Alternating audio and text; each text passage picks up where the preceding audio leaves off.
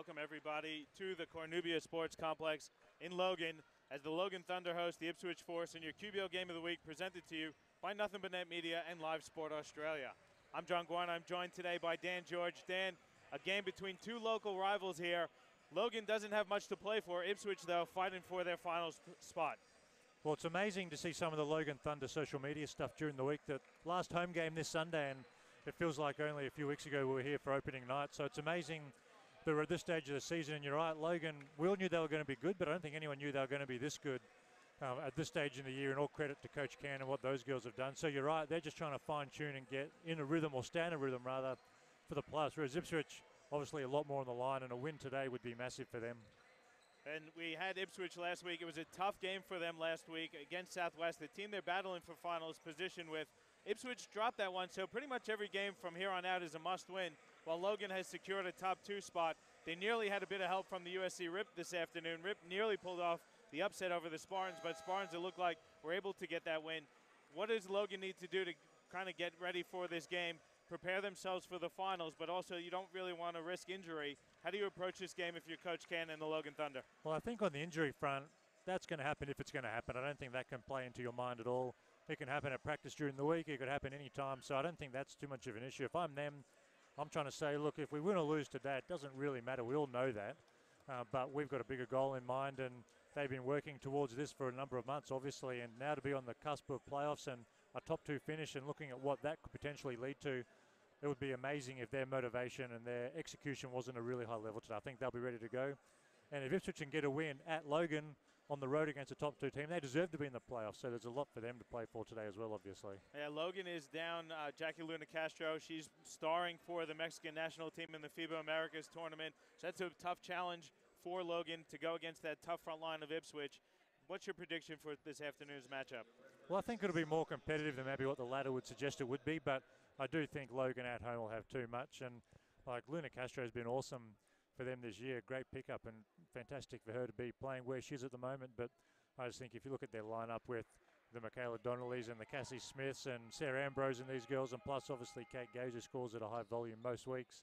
Good child off the bench. I think they've got enough tools to take care of Ipswich today, despite a few of Ipswich's strengths, which is that great front court that we've seen. Yeah, both teams share a common opponent. Both of their last games were against Toowoomba. Logan took down Toowoomba 93-45 last weekend. That was in Toowoomba. On Friday night, Ipswich got back on the winning track, winning 82-55 over Toowoomba. Toowoomba struggling this season, one of the teams at the bottom of the ladder, so I don't think it's a good indication. Logan already has a win over Ipswich thus far this season, so I think I'm going to have to tip Logan in this one as well, but there are going to be some interesting matchups. You see Ulu Matugu getting the start for the Logan Thunder. She's going to match up with Markel Walker. That's not an easy matchup for the young Matuga.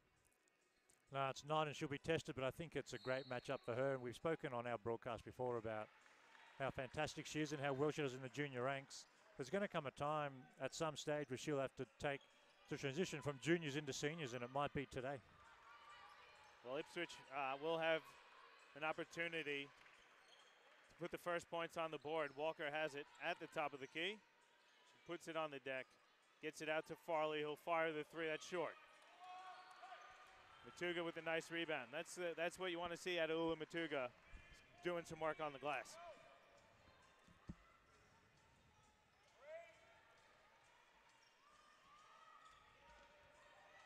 Good defense there from Williams. Ambrose recovers. There's now 6 on the shot clock for Logan and Cassie Smith. Good signs from Ipswich early defensively. This is a really ugly set.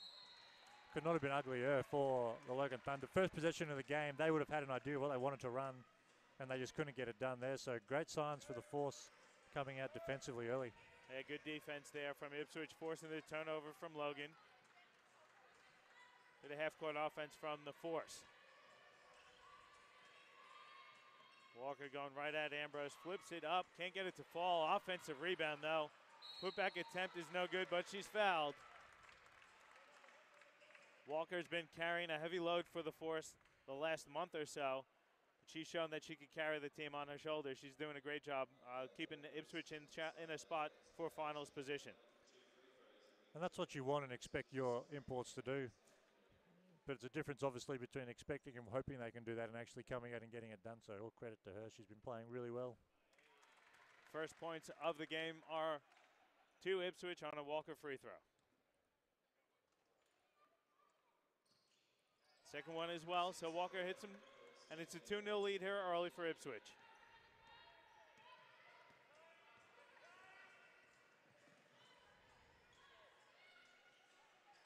Gay's looking inside for Smith on the baseline, jump shot short. Fight for the rebound, Smith comes up with it, and she's fouled on her way back up. So nice tenacity there from the veteran Cassie Smith.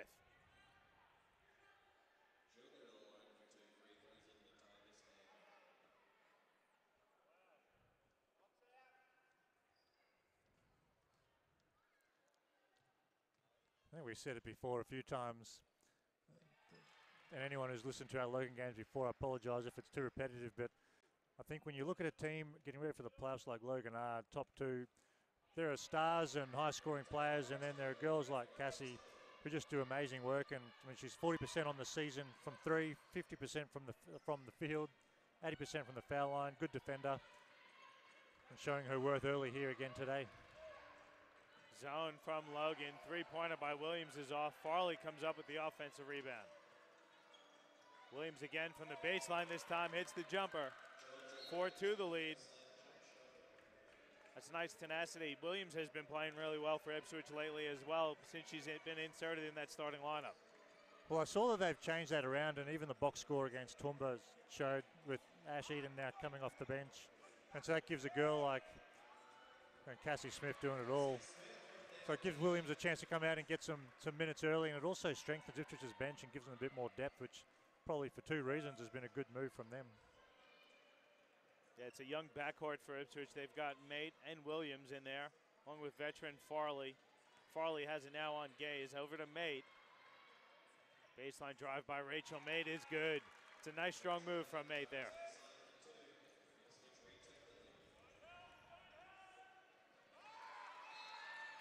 Good defense there from Ipswich. Blocked by Mate.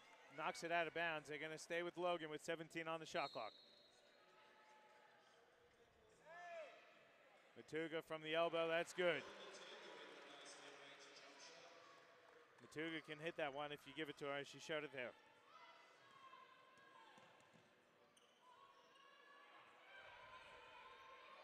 Abbott, turnaround is off. Matuga pulls it down.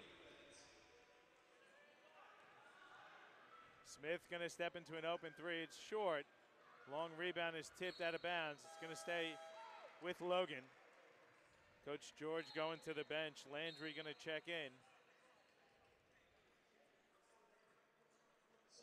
And Abbott's going to check out for Ipswich.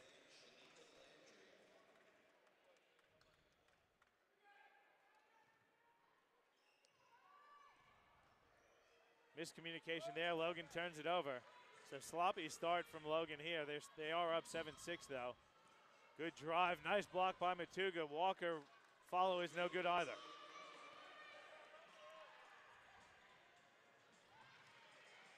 Good read there by Bree Farley. And then Coach Can picks up a quick tech, challenging the call along the baseline. He wanted the call on Farley stepping out of bounds.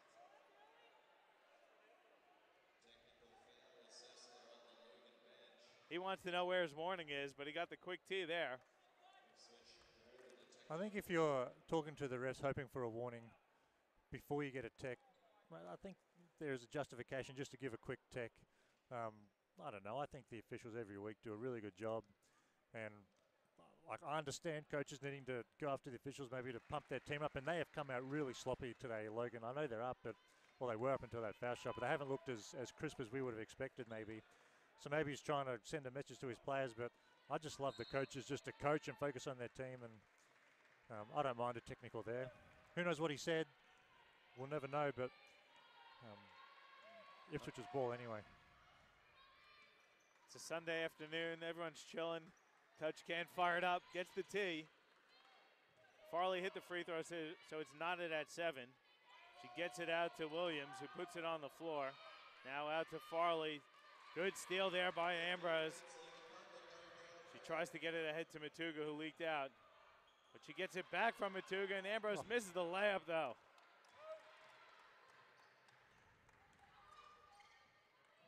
Walker out to Mate. Jump shot is short. Gaze gets the defensive rebound.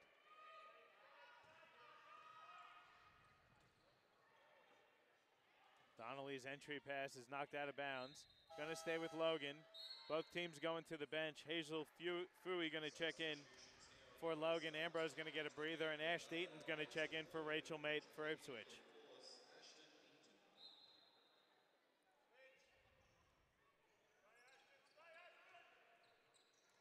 Gaze will fire from deep. It's short off the side of the rim. Landry comes down with it for Ipswich.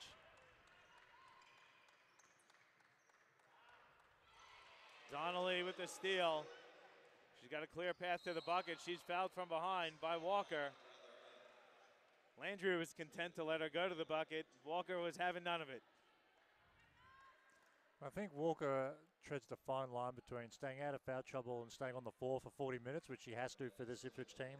But I like that foul, and I think if you're a team that's on the border of missing the playoffs or squeaking your way in, man, you want no layups and you want to set a tone defensively. And I mean, I like that. Her turnover, she lost the handle and she sprinted back and made Michaela earn it. Like, that's not a dangerous foul. I just think it's a good, hard playoff type foul. Donnelly hit them both on the season. Donnelly's shooting at an 87.2% clip from the free throw line. She's also the league leader in assists per game and total assists on the season. She'd be up there in steals too. She got a second one, and then Williams fouls her from behind. Walker might need a sub on the back of that last comment about 40 minutes. Just two ugly turnovers in a row. And I think for any team, we talk about it every week, John, like winning the backboard count, meaning who rebounds the ball better, and then who looks after the ball. And turnovers kill everyone. And Ipswich cannot afford to have a high turnover count today.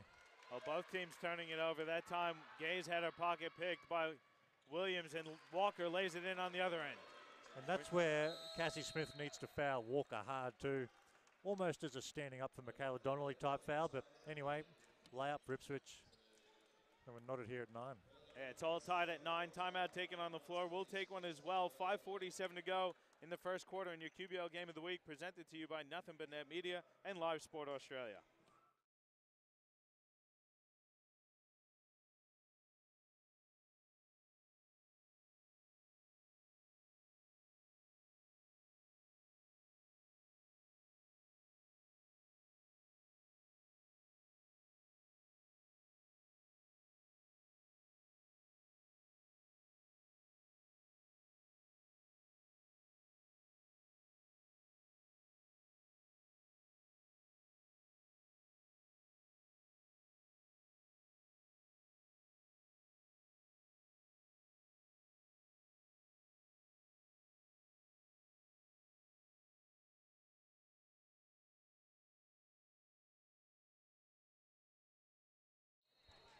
Back with you from the Cornubia Sports Complex. All knotted at 9 with 5:47 to go in the first quarter. Dan, pretty good timeout. Both teams a bit sloppy. I think that was Coach Can took that one. He's expecting more from his troops. Well, we spoke about it pre-game. It's easy sometimes to drop down and play to your opposition's level, and that's not taken away from Ipswich, but on paper, Logan have had a better year and they should win. But they've come out sloppy, like they just expect to rock up and get a W. And Ipswich, whilst not being top 2 like Logan are good enough to come in here and get the win. And I think Coach Can's aware of that, and hopefully his team becomes aware pretty quickly. He's going back to the bench also. You don't want to see a timeout right after the turnover right after the timeout, I should say. Fui turned it over. She's getting the quick hook from Coach Can, and Ambrose back in for Logan. Logan also has Jade Kurasome, and she's seeing her first minutes of the afternoon.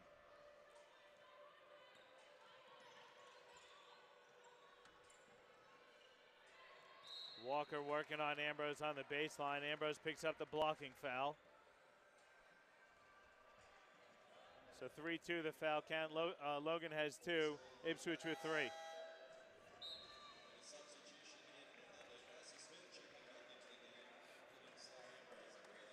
Smith going to check back in for Ambrose.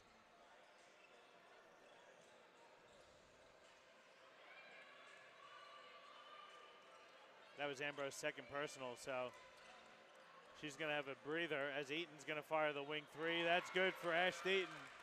12-9 the lead here for Ipswich.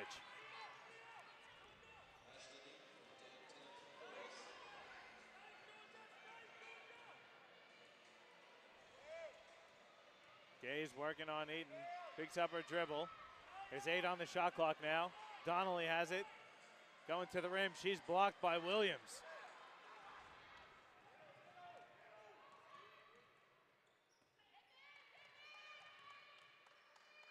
Eaton goes inside to Walker. Good jab step.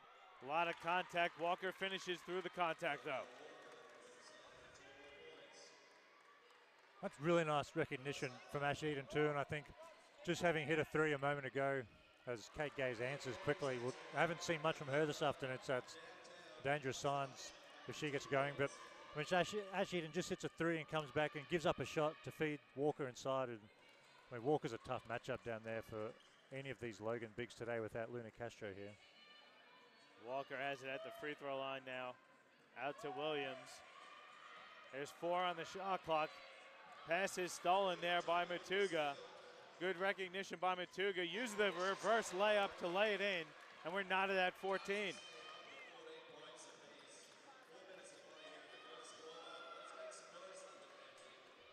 That's a great steal and finish by Matuga, going coast to coast. Here comes Williams, layup in. The seas parted, and Williams took it home.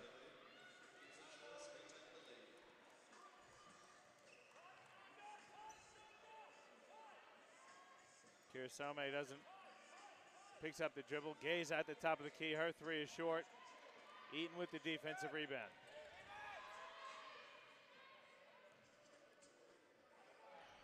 Good pass inside to Walker. She can't finish, but she's fouled. That's a fantastic look there from Shanita Landry, finding a cutting Walker. Good foul, too. Put him on the line.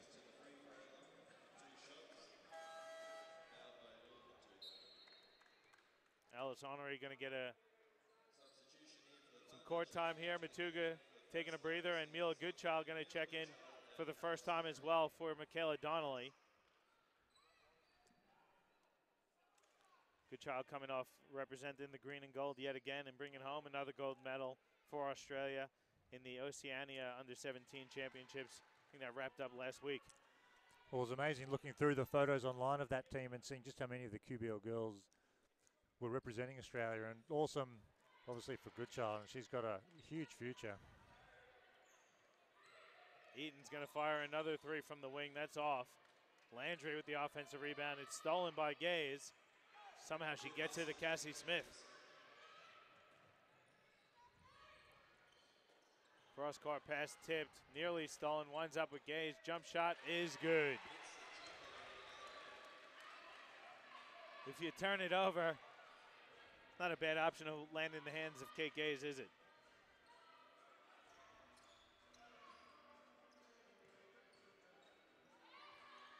O'Sullivan jump shot is short, but she's fouled. Let's see who they get this one on. It's going to go on Goodchild for the reach-in. So Lauren O'Sullivan going to the free throw line. On the season, she shoots a tick under 79% from the free throw line.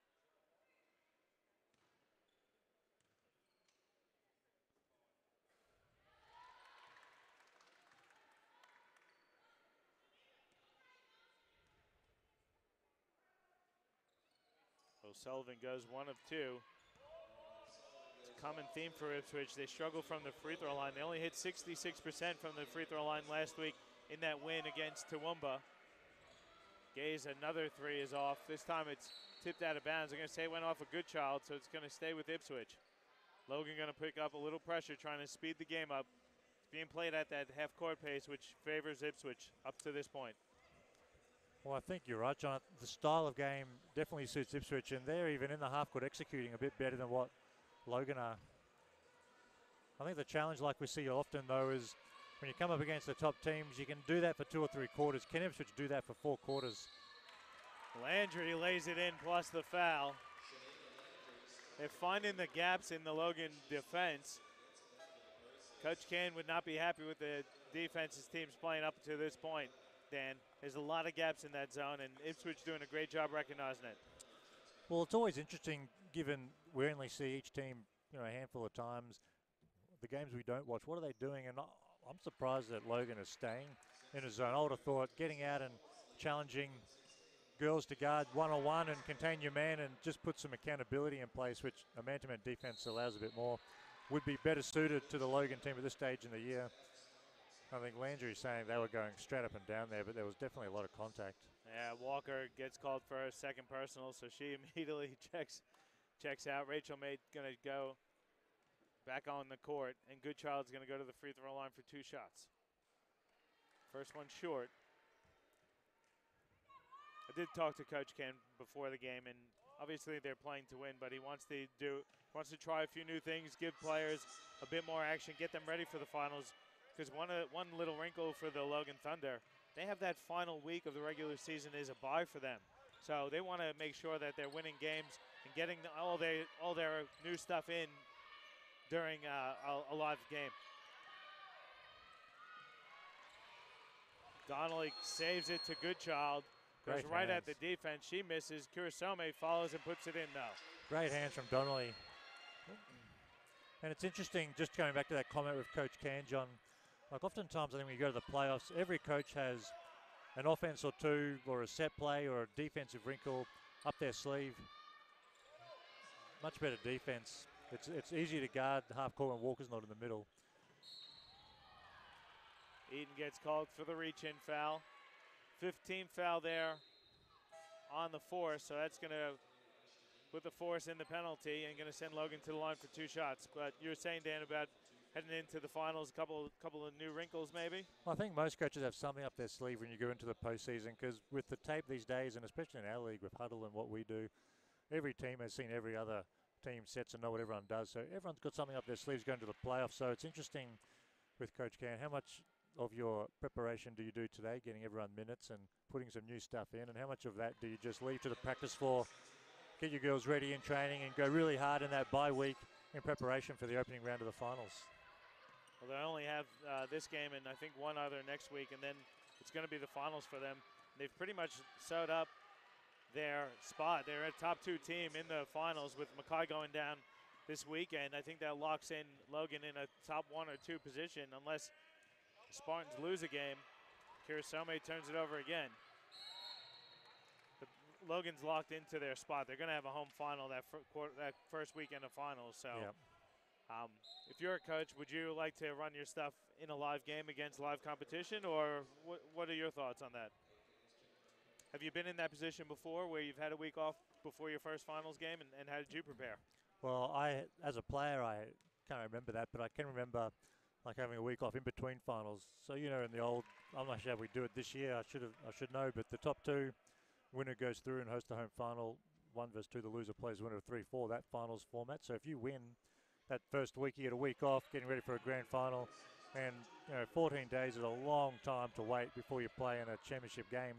And I think during that time, like a lot of it is done on the practice floor. And if I was coaching, I'd want to keep girls obviously in shape and everyone in tune of what we're trying to do. But I'd be keeping as much up my sleeve as possible, because I don't want, the Spartans to watch the tape of today and notice something that is different that I might bring out in a few weeks' time. I want to keep stuff as secretive as I can leading into the playoffs, I would think. But at the same time, you want to get these girls minutes, because if someone gets in foul trouble or there's injuries or whatever happens in a playoff game, you want these younger girls to have had experience on the floor with the crowd, because nothing can replace playing in front of a crowd as opposed to the practice floor. So there's definitely a balancing act to it, I think. 6 on the shot clock for Logan. There's a foul call there on Mate. Going to send Cassie Smith to the free throw line. Coach Can was saying as well, Jackie Luna Castro should be back for finals, but there's a possibility she might not make it back for the quarterfinal if the Mexican national team is able to advance to a championship game of the FIBA Americas tournament. So he's got to try a few new things tonight as well in preparation for potentially being without Luna Castro for that first final. Well, you would think that the Mexican team has every chance of advancing. You would expect, maybe. So you're right. You got to prepare maybe that she won't be here. I mean, if she is here, it's a bonus. Ipswich just breaks the trap. Mate picks up her dribble, gets it out to George. There's 6 on the shot clock for Ipswich. Mate's going to fire a corner 3 that's off the back of the rim. O'Sullivan with the big offensive rebound goes inside to George, who misses. There's 3 on the clock. Smith gonna fire the wing 3. It's good from Cassie Smith to beat the buzzer. And that's gonna give Logan the lead heading into the break, 26-23. I saw you shaking your head at that George layup attempt, Dan. That's what gave Logan that opportunity to beat the buzzer. Well, that's a difference in a team just on the brink of the playoffs and a team in a top 2 sealed up. Sometimes it's just the IQ that you play with. And, I mean, Logan's defense has gone up a level. They're playing much better. Walker's out, which helps. But you get an offensive rebound. There's 9 seconds left. You got to make sure you take the last shot of the quarter. They don't, and they give Logan a chance to come down, and they were made to pay. Oh, it was a buzzer beater. It's 26-23 heading into the quarter time break. We'll take one as well. We'll come back with the second quarter of action here on your QBL Game of the Week, presented to you by Nothing But Net Media and Live Sport Australia.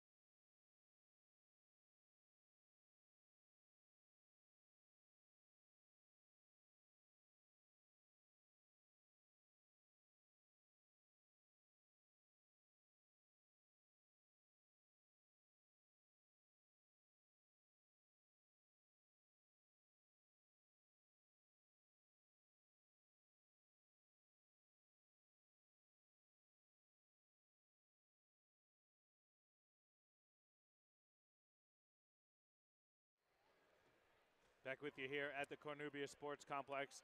It's just about to start the second quarter. Logan up 26-23. Dan, taking a look at the stats, what's jumping out at you? Well, the box score is pretty even, as you would expect for a 3-point game after the first quarter. Just listening in on that quarter-time huddle, though, with Coach George and the Ipswich team, he was pretty disappointed. He thought 7. The box score says 6, but the turnover count, which is what we discussed as well during the broadcast. They got to look after the ball, and he said, girls, we're down 3 and have turned the ball over 7 times, so they feel, I'm sure, if they can clean that up, that'll help them close this gap. Smith, good pump fake, goes to the elbow, jumper, it's off. Ipswich did a good job against Kate Gaze in that one as well, but Logan just really a well-balanced team. Nice pass by Walker. Mate, though, misses the layup. Well, Ipswich, good hands from Donnelly, too. Matuga, though, missed the layup. Ipswich was switching everything in that first quarter for a lot of the time. They'd switch on balls.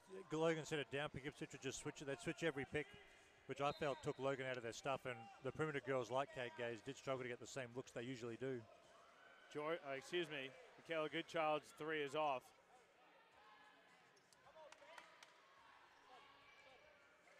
So both teams at the moment looking for some points to start the quarter. Georgia Williams' 3 is off. And here comes Goodchild pushing up ahead to Gaze. Gaze flips one up, that's off. Walker back on the court with 2 fouls. Gets the D board, trying to take it all the way. Layup, no good. Gets her own offensive rebound, but she's fouled.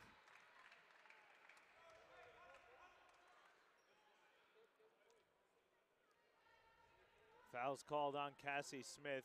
That's going to be Smith's first personal. It's the first team foul as well in the quarter.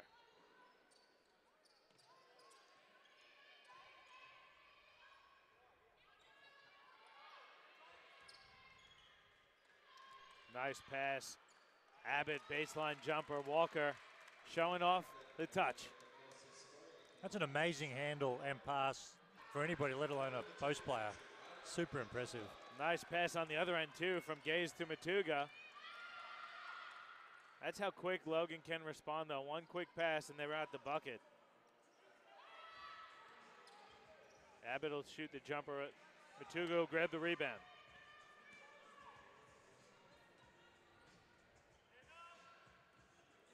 Baseline jumper by Gaze, rolls in and out. Goodchild with the follow, though.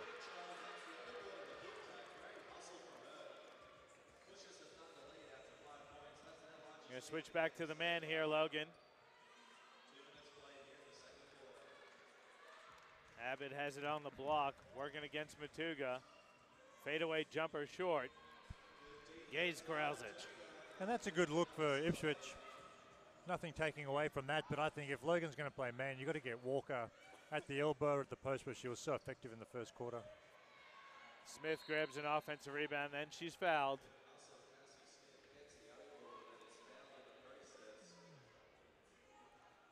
Foul is going to go on Georgia Williams. That's going to be her second personal and the second team foul for Ipswich. So Logan will inbound underneath the basket of the Ipswich Force. Landry checks back in.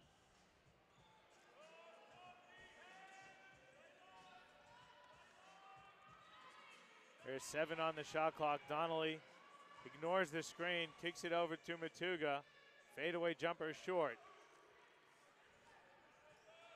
Matuga seemed like she had a lane to the basket there, didn't she? Yeah, it certainly looked like that.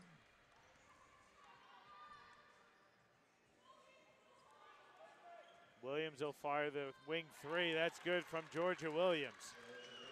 She certainly shoots with confidence. Well, I was about to say she hasn't been shy at all today. And, well, that's a tough look. She's had a couple of tough looks go down in the first quarter and continuing on here as well. And active defensively, we see it again there. Nice Great steal. young talent for Ipswich. Farley inside for Mate. She's fouled there by Goodchild. There's a good little hesitation, little head fake there from Mate. Got Goodchild in the air. Fui and Kirsame checking in for Goodchild and Smith. And Ash Deaton getting set to check in for Rachel Mate.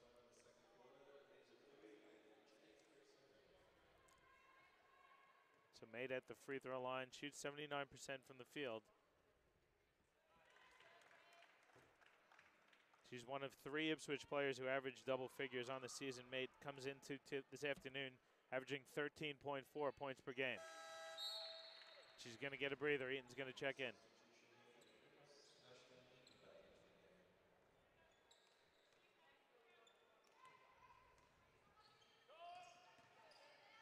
We're knotted at 30, 6:40 to go in the first half. Gay's going to fire a deep 2. That's good.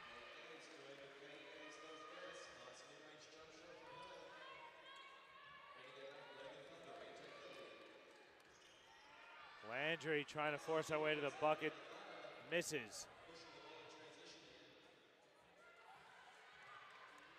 Now Gay's going to set the offense for Logan. They're in the half court here.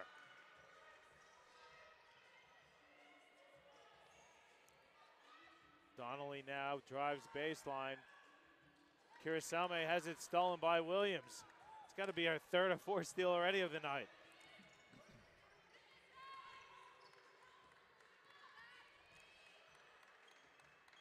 Williams has it for Ipswich. Working on Donnelly. A lot of contact there. Going to get that foul on Jade Kirisame. Yeah, Logan's 3rd team foul. Well, how impressive has Williams been? Been awesome today. And I think this is the time, 2-point game. They're hanging right there with Logan, which they expected, but I think most people here at Canubia would not have expected it. But I just think Ipswich need to get Walker the ball, which they do again here. And she turns it over on cue. But I just think playing through her is great for Ipswich, and when you hang with a team for a quarter or 2, it's easy to fall apart. They've got to stay in their structures, which going inside to Landry and Walker, I think, is where their bread's going to be buttered for the rest of the game. It was just a miscommunication there. Walker got up for the jump shot, thought she had Landry. Landry steals it from Kirisame, going one-on-one with Kirisame now, nearly lost it. And she turns it over, though, with the bad pass to Walker. Donnelly shortchanges the layup attempt, and Eaton comes down with it for Ipswich.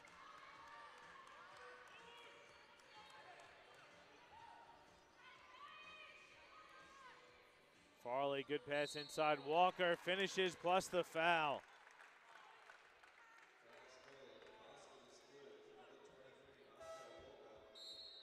Coach George going to take a timeout, so we'll take one as well. Just about 5:10 to go in the first half. It's a 32-all game between Ipswich and Logan on your QBL Game of the Week, presented to you by Nothing But Net Media and Live Sport Australia.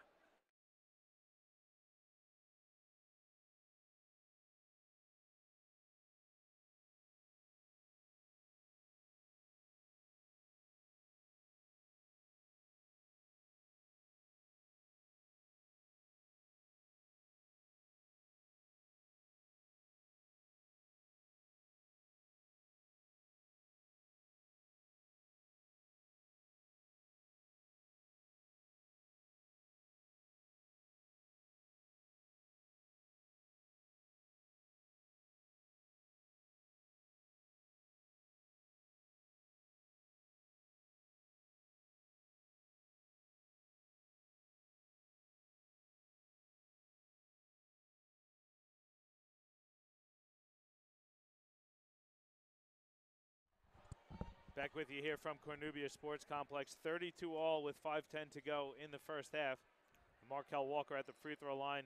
She's looking to complete a three-point play. Walker on the season shoots 71% from the free throw line. In the win versus versus Toowoomba last week, she was 5 of 7 from the free throw line. She hits that one. That one makes her 2 of 3 on the night.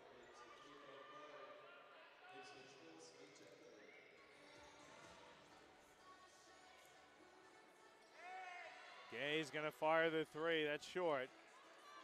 Farley chases it down.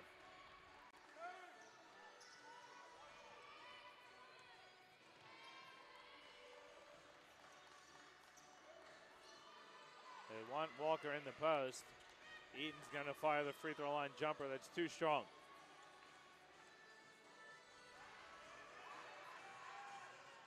Gay's jumper is short again. She seems to be short on most of those jumpers so far this afternoon. And it's an interesting shot selection too, as we watch Walker go to work. She misses, gets her own rebound, and dumps it over to Landry for the easy 2. She's got game down there, Walker, but when Kate Gay's one dribble inside the three-point, one in transition, just an interesting choice of shot, I think.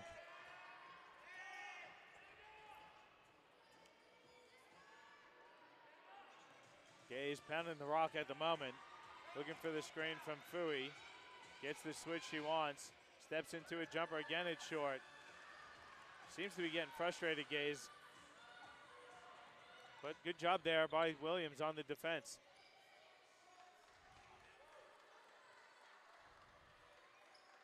Landry, baseline drive, layup is good, and the foul. Ipswich doing a great job. They're out hustling Logan at the moment. A lot more energy coming from the Force than from Logan. Coach Ken going to take a timeout, Dan. Let's keep it here, 37-32. He was talking about it in the break, but Ipswich looks pretty good here this afternoon. Well, give Coach George credit. I just feel like in terms of executing and knowing where they want to get their stuff, we talk about it all the time, but Ipswich just know how they want to play, who they want to get shots from, what offensive they want to run, and they're executing really, really well. Logan, on the other hand, maybe on paper have a slightly more talented squad in terms of these juniors and the Australian reps that they've got, and Kate Gage obviously plays full-time, but they seem to be relying on the talent and just playing, roll the ball out and just go hoop, as opposed to this Ipswich team who are just getting through their sets and look awesome doing it. Yeah, let's take a quick look at the statistics. We'll take a look at Ipswich first, leading the way. Surprise, surprise, Markel Walker nearly at the double-double already. She's got 10 points, 8 rebounds. She's also got 2 assists. So doing a little bit of everything. She's only 3 of 8 from the field, but that's what you want. You want her shooting the ball if you're Ipswich. No, I agree, but even if she's not shooting it, you want her making the play and getting the ball in her hands. Just draws so much attention from this Logan defense that it opens up room for other girls like Landry, like Ash Eden, like Georgia Williams, and these other girls get easier looks because Walker's doing so much work down there. And also just want to give a shout out to Georgia Williams. Like you said, having a great game so far this afternoon. 7 points. She's 1 of 3 from 3. She also has 2 assists and 3 steals. You look at Logan, and Logan's being led at the moment by Cassie Smith. She's got 10 points and 5 rebounds, an assist and a steal. Logan's shooting 33% from the field and only 30% from 3. Landry's free throw increases the lead to 6 with 3:35 to go in the first half.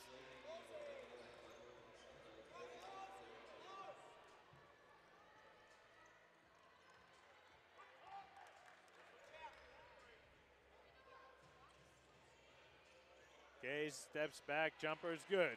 That's a better look for Kate Gaze there. Much better, and if there's one knock on her, it's probably the percentage that she shoots at in terms of the clip. And that's because sometimes I think she has to work so hard to get shots, whereas there, through the offense, got a good look. As Eden thinks she was fouled. But at least Kate Gaze there, through the offense, got a much better look at the hoop, which is obviously a high percentage shot than what we've seen on some other attempts today. Great move there by Smith. She used the pump fake, step through, plus the foul. Smith now has 12, looking to make it 13 with the free throw. That's just a great rip move, isn't it, Dan? Just an awesome move from a very good player. And I like what Logan did there, looking to get Smith back involved in the game. She was getting a couple looks early, and then they went away from her. Get her another one, get her going again. Well, really good timeout from Coach Can. They get Kate Gaze a really good look in offense. They get Cassie Smith a look, and they come out putting on pressure just to try and take Ipswich out of their stuff, because in the half court, Ipswich are a handful. Great steal by O'Sullivan, and she finishes.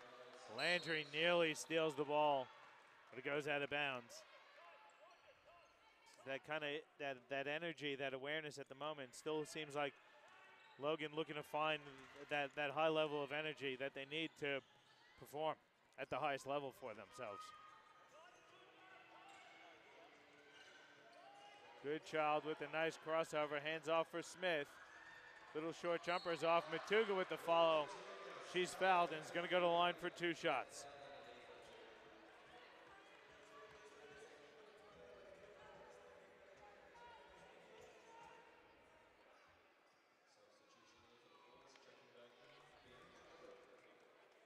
So Matuga at the free throw line for a couple shots. These are going to be our first 2 free throw attempts for the afternoon.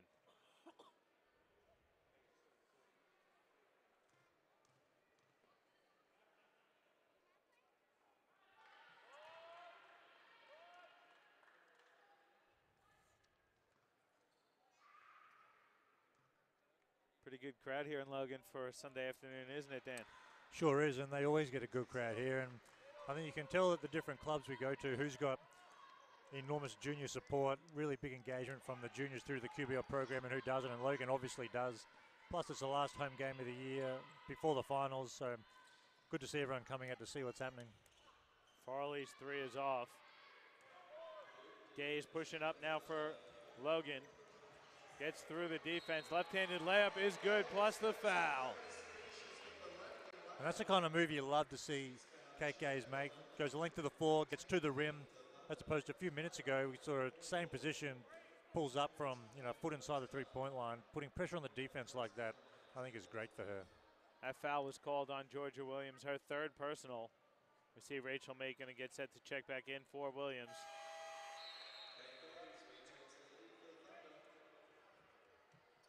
Don't know if we'll see Williams again this first half. That's that move that you see them bringing Eaton onto the bench. Eaton's a starting quality guard in the QBL, so to be able to bring her off the bench, she's just another weapon, like you said in the pregame for Ipswich. Well, it definitely gives them depth. You just hope that that kind of move doesn't subtract too much from the confidence of someone like Ash, who is a starter and has been a starter in the Siebel and the QBL, and maybe it's a little bit out of sorts. Good pass, Farley inside to Landry. She finishes and is fouled by Goodchild. It's going to be Mila Goodchild's 2nd personal. And again, good recognition there by Ipswich. That's a tough matchup for Goodchild inside with Landry.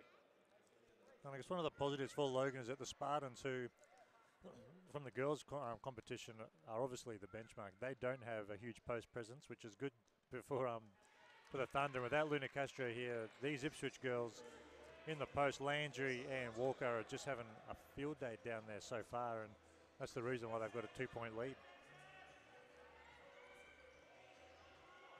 Donnelly's pass goes out of bounds. I think it was a pass. I'm going to call it a pass. Yeah, I would say it was definitely a pass. So we're under 1:30 to go. It's a 2-point game. Ipswich with the lead over Logan, 43-41.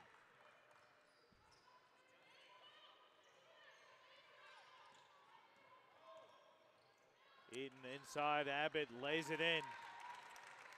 That's what we were talking about a second ago with Ash Eden, like a bench player to have awareness and run the clock, and gifted Abbott an easy 2 points there. Really nice guard play from Ash. Goodchild behind the back, gets to the rack, can't put it in. Smith, though, hustles down the offensive rebound. Gay's going left, shooting with the right hand. Missed, but got the rebound. And Gay stepped through, tried to bank it home. Matuga chases down the offensive rebound.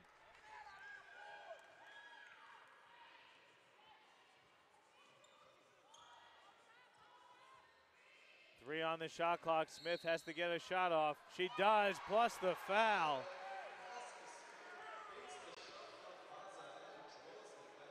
Coach George doesn't want the continuation. They gave it, though. So Cassie Smith going to get to the line for another shot. I was actually watching off the ball. Regan, did you get a look at that? Yeah, look, in a situation like that, I mean, you've got to go with the continuation. I mean, with 3 seconds left on the shot clock, she wasn't going to be doing anything but shooting the ball. Yes, the foul occurred just as she was picking the ball up off the dribble, but in a situation like that, you have to play the continuation. The last thing you want to do is cancel that kind of bucket. So 100% agree with Gilboy's call. Well, the free throw cuts the lead to 1. We got about 20 seconds to go in the half. There's about a 2-second differential between game and shot clock.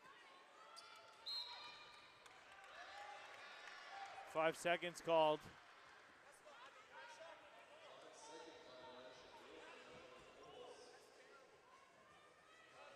So turnover there by Mate.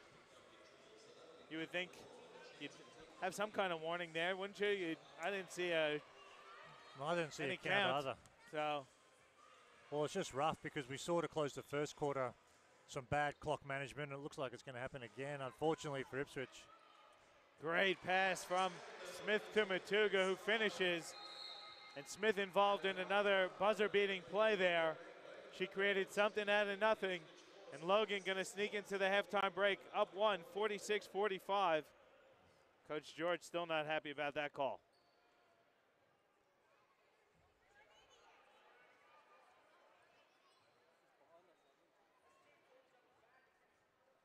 (46-45) the score at halftime. Dan, what are your thoughts on that first half of action?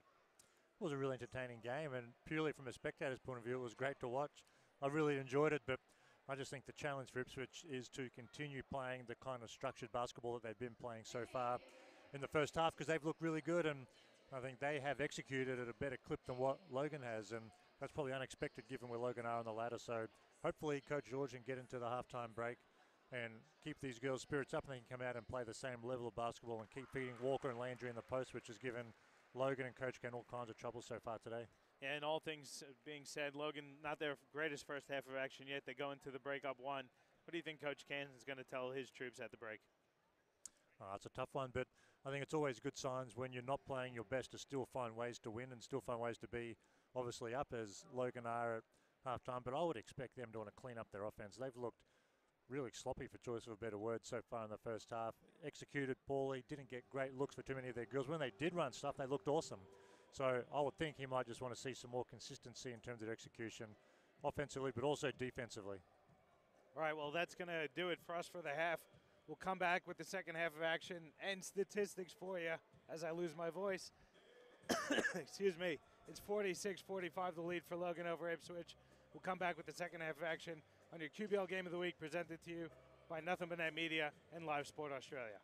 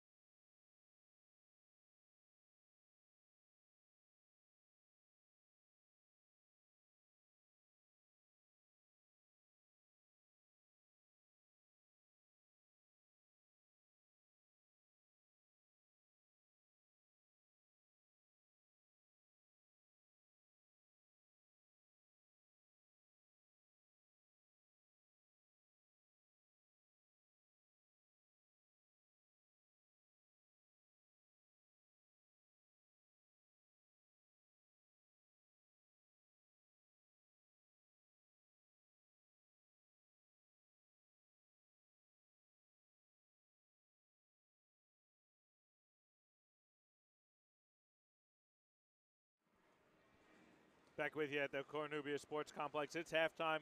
It's 46-45. The lead for the Logan Thunder over the Ipswich Force. Taking a look at the game statistics there, you can see Logan shooting 38% from the field, 41% from two, only 30% from three. They have hit 13 of 15 shots, though, from the free throw line. They've got 26 rebounds, 10 of which are offensive. So doing a good job on the glass, keeping Ipswich at bay on the rebound count. 6 assists and 10 turnovers, though. I have to think Coach Ken was definitely focusing on those 10 turnovers for Logan. You look at Ipswich, they shot 41% from the field, 43% from two, 29% from three. They also got to the free throw line 15 times, and they also hit 13 of 15. So both teams doing a pretty good job from the free throw line. 8 offensive rebounds, though, for Ipswich, 21 in total, 16 assists, 9 turnovers. So both teams kind of turning the pill over a little bit. Probably need to do a better job. I imagine both coaches were talking about that at the halftime break. Take care of the pill, guys, and we'll be in good stead. Let's look at the individual leaders, though. You've got Cassie Smith with 16 points, 6 assists, 6 rebounds, and 2 assists. Kate Gaze has 12 points, 3 rebounds, and 2 assists. And you've got Ula Matuga with 9 points and 8 rebounds. For Ipswich, leading the way, you've got Shanita Landry with 11 points and 4 rebounds. And then you've got Markel Walker with 10 points and 8 rebounds. So the players you kind of expect to be leading the way for both teams are doing the job that's expected of them. Well, I think the key is who's going to make the adjustments. You're right. All the girls we expected to be leading the way are leading the way. Who's going to adjust and who's going to take away those strengths? And Logan unable to take away Walker's strength there. And Sarah Ambrose had 2 fouls real quick to open the first quarter. So it's probably on her mind as well, just to stay on the floor a little bit, which means Walker's going to be able to do what she wants. Yeah, Walker also has a couple personals, so she's got to be careful when she's out there as well. Gaze picks up the foul on Rachel Mate. There's no continuation there.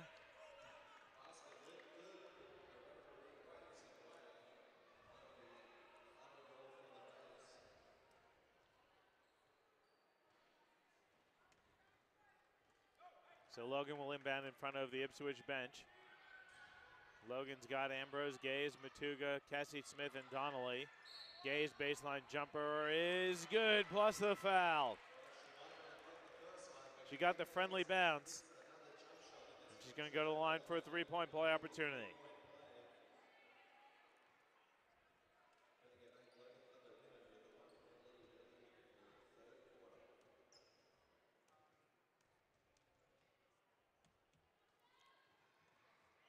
Free throw is good for Gaze. 49-47 now the lead for Logan.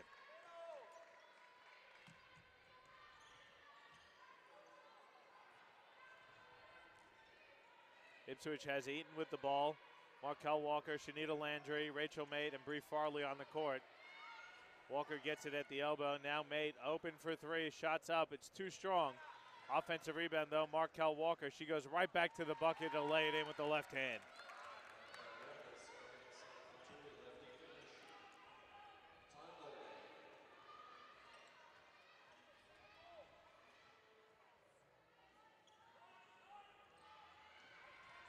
Gaze putting it on the floor, stops and pops.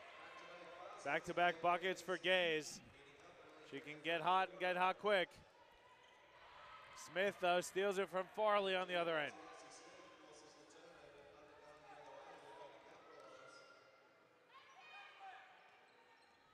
Tuga going to work on Landry. Layup plus the foul. You think if you look at that play, you kind of want Matuga to shoot it with the left hand. If she shoots it with the left, though, she probably doesn't pick up the foul call. Well, you're probably right. I think it's an obvious left-hand finish, but how can you argue with the result? I think Shanita Landry would like to argue with the foul call, but foul or not, just the finish to get that bucket was awesome. Matuga finishes the three-point play, so the lead up to 5 now for Logan. And here comes some of the pressure from the Thunder. Matuga comes up with the steal, keeps it herself, misses the layup though. And there's a blocking foul on Michaela Donnelly.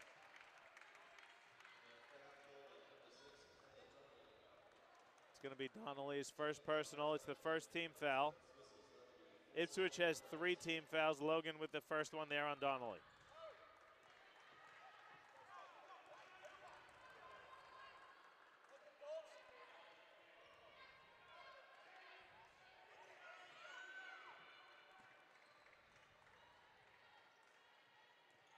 Landry leaves her feed out to Farley. Three-pointer is in and out. I think that's 4 fouls on Rachel Maid, which is disappointing. She'll be. Oh no, you're right. Sorry, 4. She'll be sitting for a while. But Logan defensively doing a much better job. We mentioned earlier in the game, Ipswich were able to do what they wanted, and Logan a bit sloppy offensively and defensively, but their defense has really picked up coming into this second half. And this is what we've said as well. Ipswich can hang for a quarter or two, but these top teams find a way to pull away in the second half. And hopefully for Ipswich's sake, that's not what happens, but the signs are not great at the moment. Ambrose missed the shot. Williams is checked in. She's going to fire a 3. Too short. Gaze with the defensive rebound. And that's the sort of shot, I think, if Coach George goes back and watches the tape. Landry. A great block there by Landry.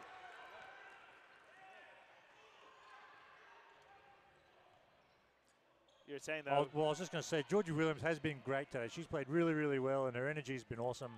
3 steals in the first half, couple of big buckets, but that shot is probably not the shot that they're after. They want to make Logan play defense for longer than 1 or 2 passes. Turnover there from Landry. The turnovers aren't going to help either, Dan. Turning it over. Oh, you're right. Just giving Logan extra possessions. Well, turnovers and quick shots is not what Ipswich need. They need to grind it out and make sure Landry and Walker get touches in the paint every possession. Smith for 3. She's balling this afternoon, Dan. The nice pump fake on the pass just brought her that little bit of space that she needed to get the 3 off. It's now an 8-point lead, 57-49. Landry on the block, double team, spins away from the double, and then she's fouled. Yeah, she traveled first, I thought. Good move. Coach Can thought she traveled as well, but Landry got fouled on the shot. They didn't call the travel. She's going to the line for a couple shots. Marnie George checks in for Eaton.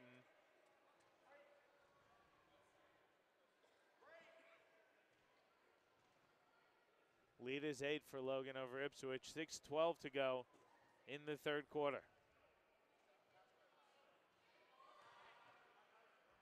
Dan, I'm not going to steal your credit on this one.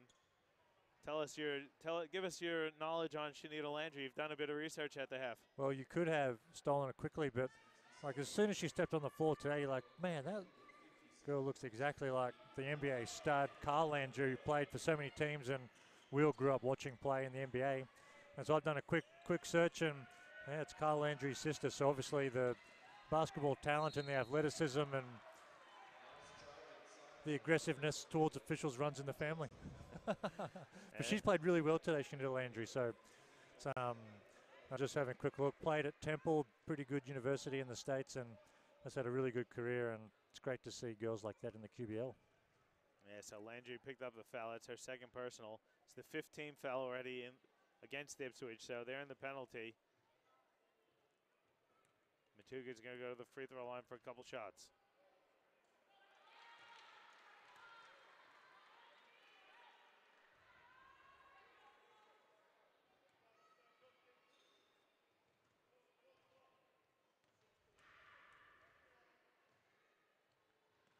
Matuga hit them both.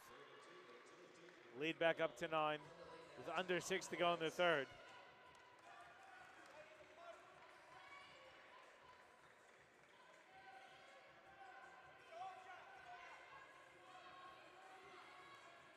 Georgia Williams has it now with 8 on the shot clock. Hands off for Walker, who lays it in.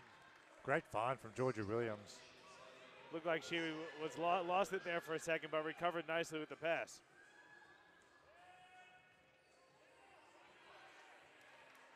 Gaze has it on the corner with 11 seconds to go.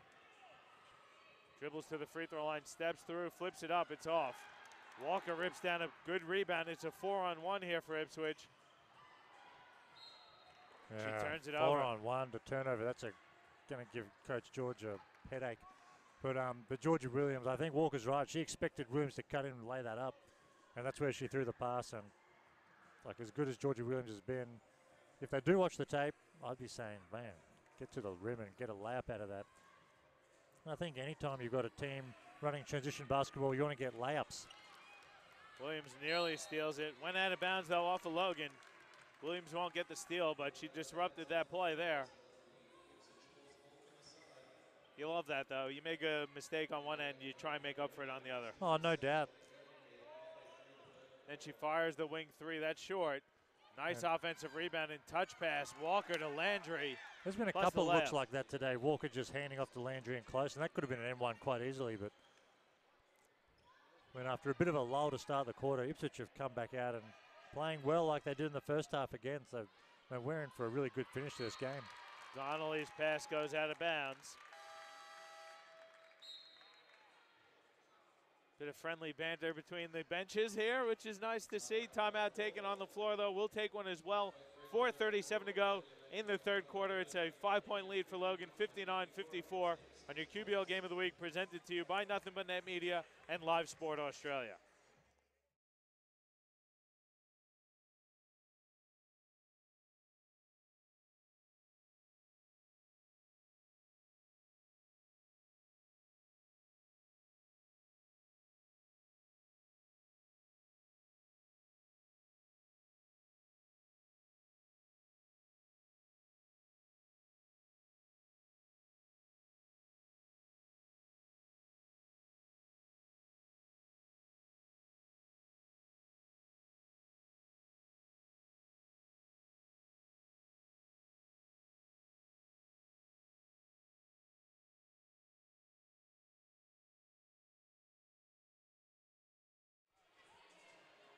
Back with you at the Cornubia Sports Complex, 59-54 the lead. Ipswich doing a good job hanging around here. Good timeout taken by Logan. They've got that 5-point lead. Just trying to tweak it a little bit here and there to extend that lead out past 5. Well, Logan just can't shake them, and you've felt a couple of times the momentum shifting, and you'd expect the Thunder to pull away, but they're unable to, and that's all credit to Ipswich. They continue to run really good sets, and they know where they want to get looks, and that's Walker and Landry, and they've done a great job of finding those two. George has it with 7 on the shot clock. Now Landry, she puts one up. It banks home, plus the foul. It was a lucky shot. You can see they flipped it up. They got the shot to fall. Obviously, not exactly what they wanted, but they'll be happy with that result. I think sometimes in a basketball game, you need a little bit of luck to go your way, and when they did a good job, they stayed composed, they ran the shot clock down, so give them credit, but definitely a little bit of luck on that finish, but Landry's good enough to make it a 3-point play. And it's now a 2-point lead for Logan over Ipswich with about 4 minutes to go in the third quarter. Again, Ipswich switching everything. Good communication. There's 8 on the shot clock. Gaze has it for Logan. Now Smith, a lot of contact. That's a defensive foul. It's a blocking foul there on Walker.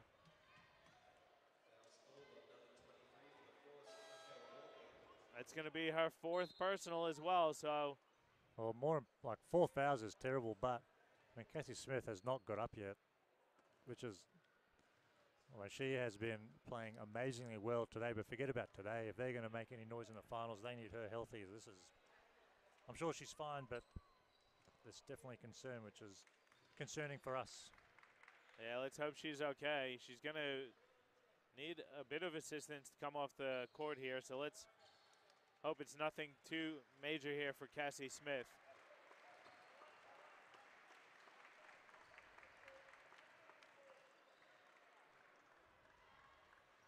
Coach Ken going to have to go to the bench. Goodchild's going to have to check in.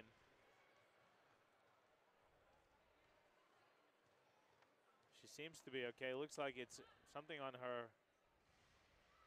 Can't tell if it's the left knee. Well, I'm guessing she might have stepped on Walker's foot maybe and just rolled her ankle, and that caused them both to go down.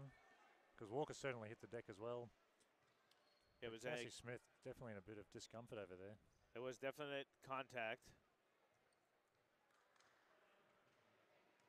Smith was spinning away from Walker. There was the contact as Smith started to spin away from her. I think she has had some knee issues and surgeries in the past as well, so let's hope it's just a little tweak and she's fine.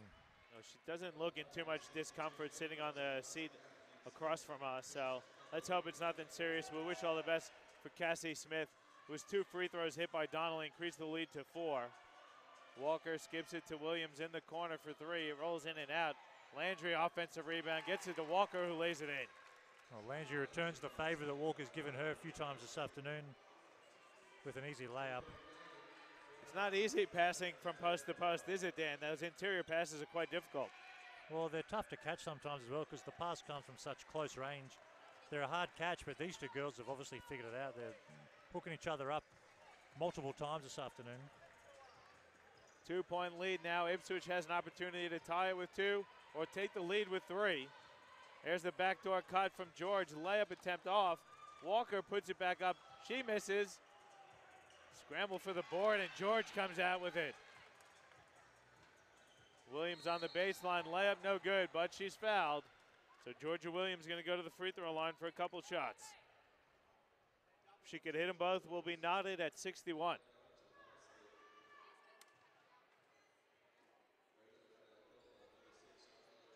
That was called on Donnelly. That's her second personal. It's now 4 team fouls for Logan.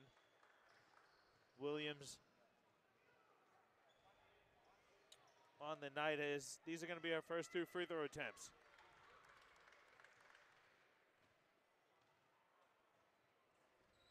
She missed the first.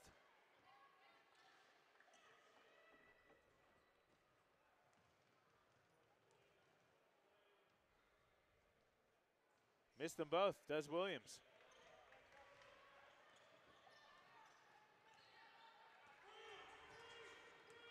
So still a 2-point lead here for Logan. About 2:45 to go in the third quarter.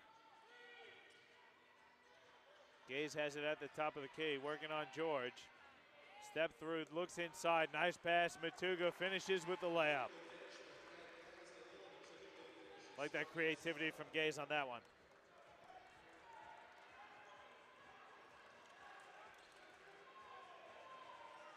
Landry, pass goes out of bounds. Looked to me like it went off a Logan player, but they're going to say it's Logan ball. Yeah, I thought I bounced it off a Logan player as well, but that's one that Landry, I think, needs to shoot. 2 feet in the paint, that usually equates to a shot, doesn't it, Dan? Well, especially when you've got 17 on the night and playing really well, and you've got Walker down there ready to hit the O boards as well as yourself. Gaze deep 3 is well short. Walker over to Williams. Good spin on the baseline. And Williams picks up the foul on Gaze. Georgia Williams has been great this afternoon. Defensively, she's been really active, and offensively in the first half she was good, but carrying that on in the second half and really stepping up for Ipswich. And I mean, for anyone who's watching, I think the concern of Cassie Smith, she's fine, not in too much pain at all. She seems quite comfortable sitting over on the sideline, but I think they're just giving her knee a bit of a test and making sure it's all structurally sound, just given her history of knee challenges. So I'm sure it's nothing major, but hopefully it's all perfect and she can get up and walk this off. So Georgia Williams hit them both. Bianca Abbott going to check in for Williams.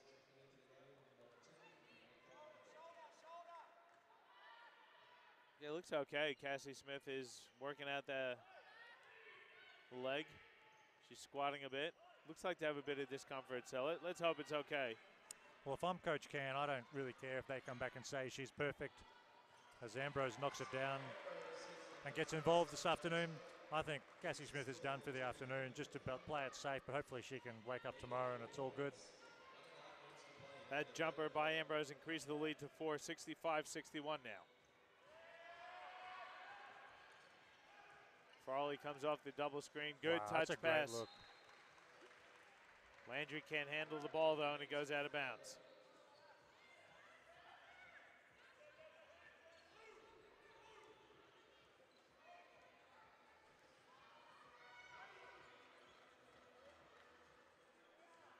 About a minute 10 now to go in the third. Goodchild in the corner for three. It's short. Donnelly tips it to Matuga, who lays it in. Who gets the rebound on that? Is that a rebound to Donnelly? And an assist, I would think, as well. 2-for-1 deal there. Logan will take it. They're up 6. We're under a minute to go. George going to fire the three. It banks home. It's a big bucket there.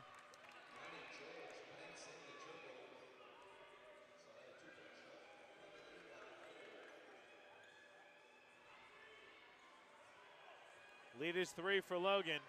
Donnelly has it inside to Matuga, who misses the layup attempt. Those are the ones that you need in a tight game, Dan. No doubt. Those are actually a really tough shot. When you're right in front of the hoop, you can't use the glass. As Walker almost gets it to go. They've got to stop her. There's no way anybody, let alone a big, can get a rebound on the defensive end and dribble the length of the floor and have no one step in front and take that away. The fact she can get to the rim is bad defense from Logan. Someone's got to get in front and make her give it up. But just back on the Matuga miss, that little bunny right in front of the rim looks like such an easy shot, but when you can't use the glass on either side, it's not a jump shot because you're only a couple of, that's actually quite a difficult shot to make unless you can get up and elevate and put it down hard, which obviously we wouldn't expect Matuga to be able to do at this stage anyway. Walker went 1 of 2, so the lead is cut to 2.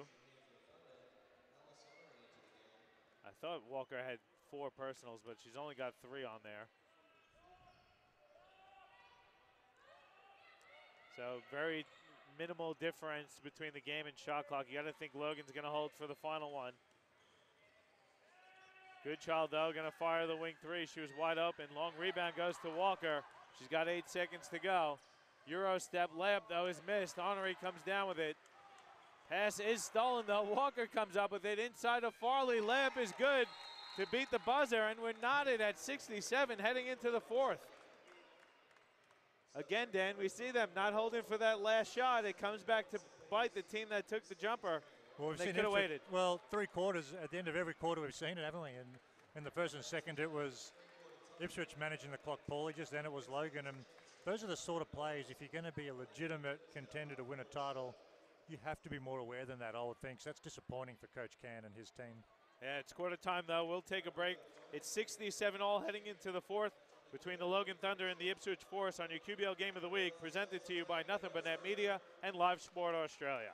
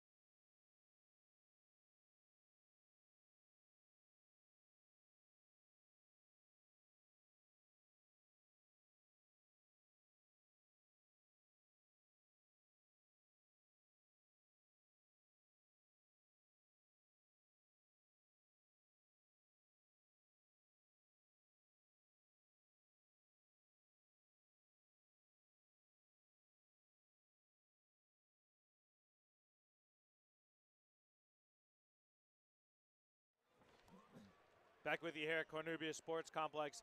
Heading into the fourth quarter, it's all tied up at 67. Markel Walker leading all scorers with 19 points. Cassie Smith also has 19, but I don't think we're going to see Cassie Smith again.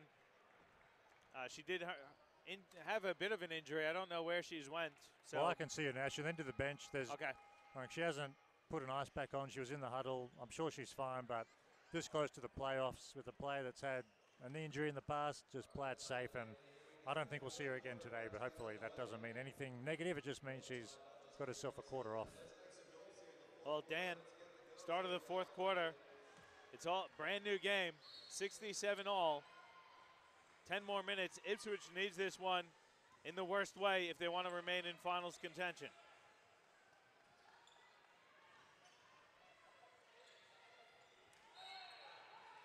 A lot of contact inside. Williams took a big shove there from Alice Honoré. Honoré going to get called for the personal foul. Georgia Williams going to have to shake that one off. She seems tough, Georgia Williams. Like, Yeah.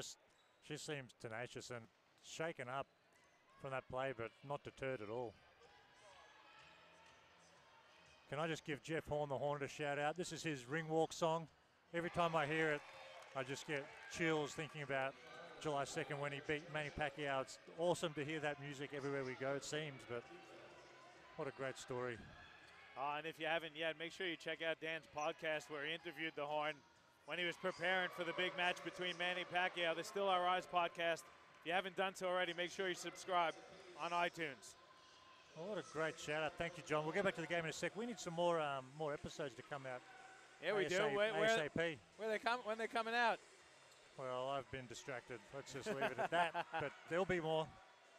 Walker hits a jumper, so teams come out both shooting pretty well to start the fourth. The moment it's Ipswich up 2. Goodchild puts up the jumper that's short.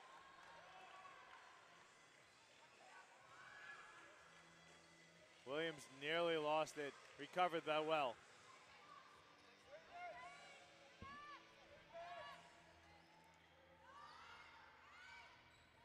There's 7 on the shot clock. Walker gonna fire the 3. It's good. Wow, Walker doing it all, huh? That's her first three-pointer of the season. Well, what a time to get it too. She's been great today, but Logan went to zone, having such a hard time guarding those 2 bigs for Ipswich and man coverage. They go to zone and Walker knocks down a 3. Gaze missed one, but got another to fall.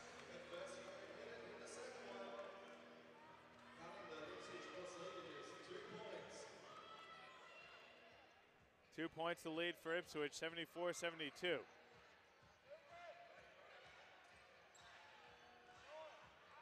Eight on the shot clock. Landry goes inside to Walker. Williams has to make something happen. Reverse layup is good for Georgia Williams.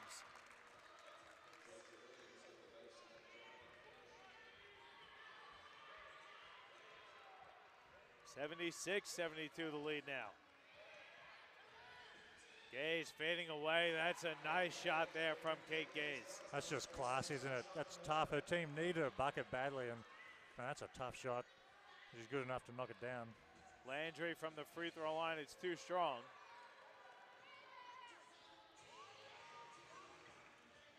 Donnelly finds a cutting Gaze. A lot of contact. They're going to call Gaze for the travel. Jade Kirisame and Ula Matuga going to check in for Mila Goodchild and Alice Honoré.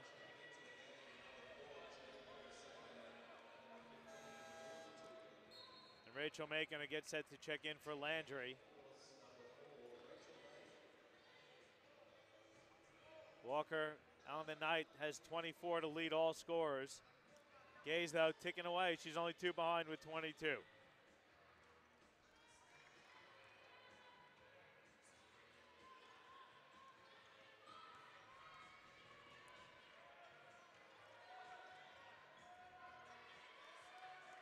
Walker, good pump fake. Layup attempt is good. Markel Walker, she's been impressive this afternoon, Dan. Well, she's just doing everything too. Good defender. Has passed the ball really, really well. And man, she's showing all the different offensive moves, inside, outside, hitting the 3, taking off the dribble.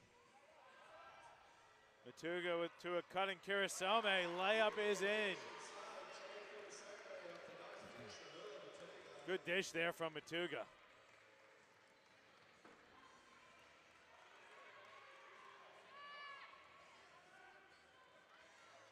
Farley hands off for Williams. A lot of contact, gets it out to Mate. Jump shot rolls in and out.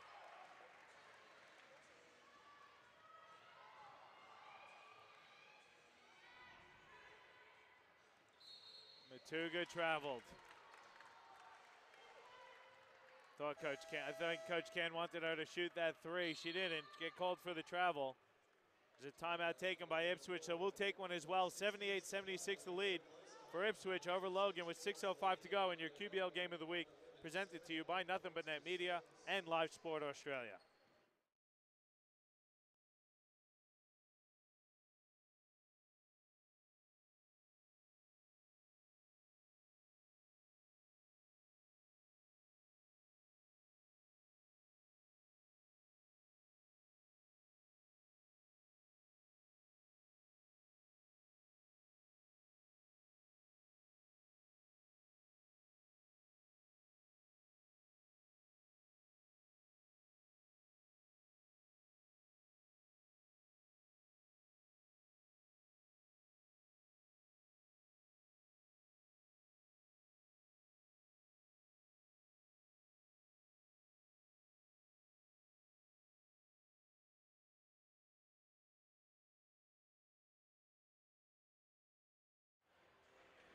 Back here at the Coronubia Sports Complex, 78-76 the lead for Ipswich over Logan.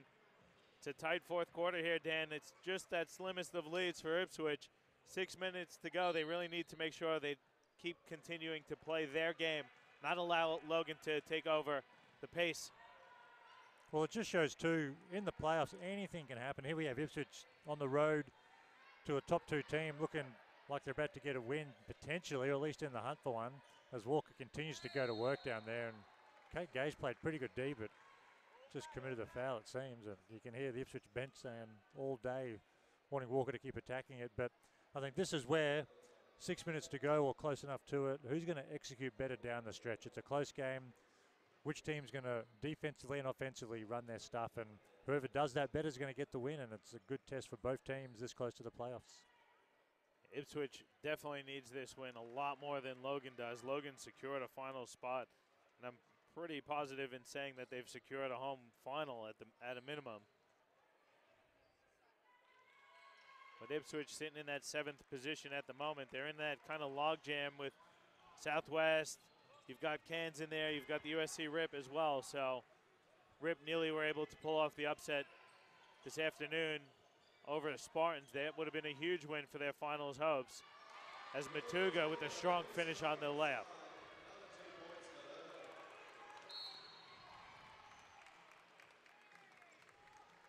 Kirasome gets called for the block. 3rd team foul for Logan. No team fouls at the moment for Ipswich. 5:27 to go in the final quarter.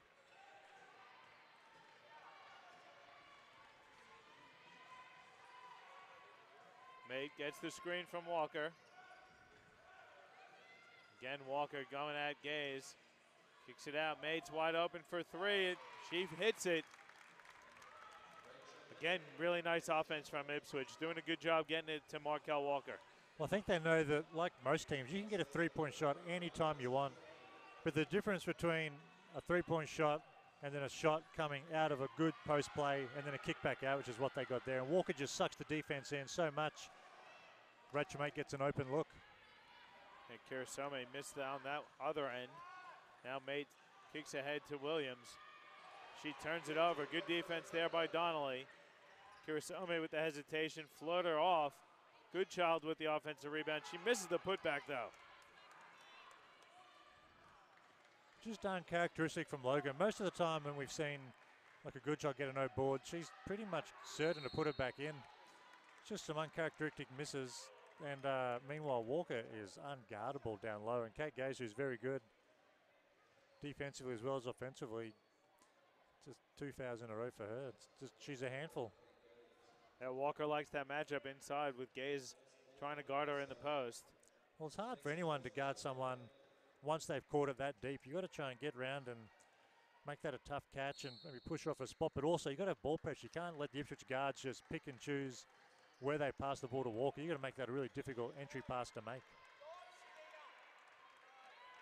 Farley working off of the Markel Walker screen. Pass is stolen, though. She telegraphed that one. Landry recovers, flips it up, but she's fouled. That's the 15th foul. Well, she's smart enough to hear. I think it was 2 fouls, 2 shots anyway, excuse me, if the team fouls, but I think they called a shooting foul. She's smart enough to hear the whistle and just throw it towards the hoop. Earned herself 2 shots. I think that one was on Donnelly, but like I said, that's the 15th foul for Logan, so they're in the penalty. Ipswich yet to get called for a foul in the quarter. Seen Coach Ken mention that to the referees a couple times now.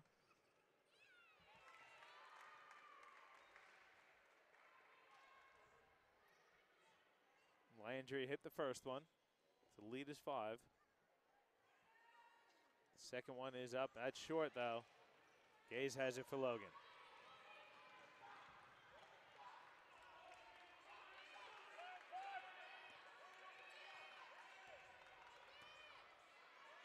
There's Goodchild with it. She'll fire the deep 3. That's a big one. Cuts the lead to 2.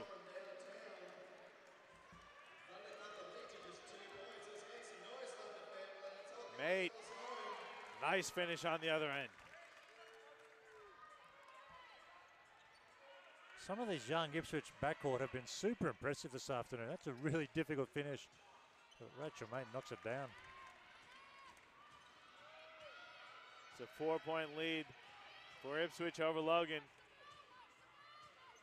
Gay's in a bit of trouble. Goodchild's going to fire another three. That's good as well. Back-to-back threes from Mila Goodchild. Cuts the lead to 1. I think it was Farley that was guarding Goodchild there. And there's no need to go double Kate Gaze. Walker was guarding her pretty, had her contained. You cheat off and help. Kate Gaze finds the open man, and Goodchild knocks down open 3. You've got to be aware of who to help off and who not to, and bad defensive mistake from Ipswich. Donnelly steals it on one end, gets it to Goodchild for the layup on the other. And Logan retakes the lead by 1, 86-85. Well, I think Ipswich, if they don't get a bucket here, need a timeout quickly just to settle themselves down. Logan's going to make a run. It's their home court. They're a good team, but let's not get too flustered if you're the Ipswich Force. And I'll be calling a timeout right now.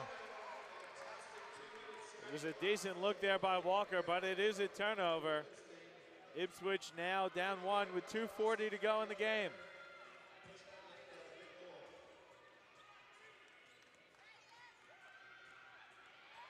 Donnelly again gets to the bucket, blocked by Landry and recovered by Williams.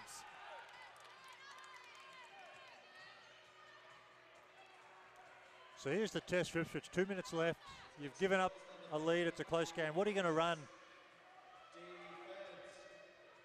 How about a made corner three? It's too short, though.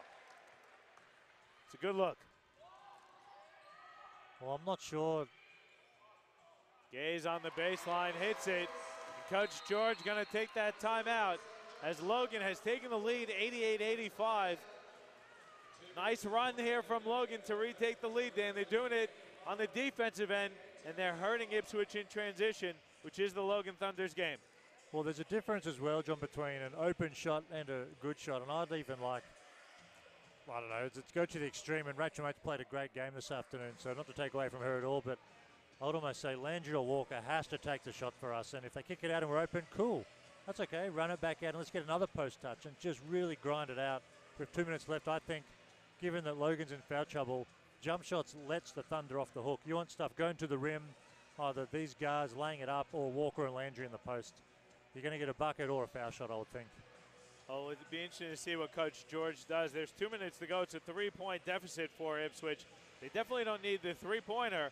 But again, to your point, do you take it if you're open? Depends, I guess, who's shooting. I mean, Ipswich on the night, let's see what they're doing from three-point land. They're hitting 30%. They're 5 of 17, so not a horrible clip, but not great either. Well, and Rachel just made a big one a minute ago, so of course she's going to take it again if she's open. But I would just say we can get that shot with 5, 6, 8 seconds left in the shot clock. And let's just down low. We want to keep going to the post. If we get a post feed, they double, Walker kicks it back out. That's okay. Reseal, kick it back in, let it go to work again.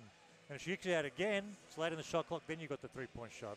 I'll just be trying to make a point of getting everything going to the rim given Logan's foul trouble and their inability to guard the 2 post players for Ipswich. Dan, take care of the pill. They've got 18 turnovers due to the Force. So here we go. We're under 2 to go. It's a 3-point game. Ipswich coming off the timeout. Gets it to Williams. She drives baseline. Forced up the shot. It went out of bounds off of Logan. But I still like that offense better. That could have easily been a foul. She would have been at the foul line. It's better than settling for that corner shot. So they've got 6 seconds to go on the shot clock. And the inbound underneath the Logan basket. Landry gets it. They got to move quickly. I don't know that she knows the shot clock. Hands off for Farley. Corner three is up. It's off. Matuga corrals the long rebound. Now Logan wants to run half court. They want to work some clock here for a good shot.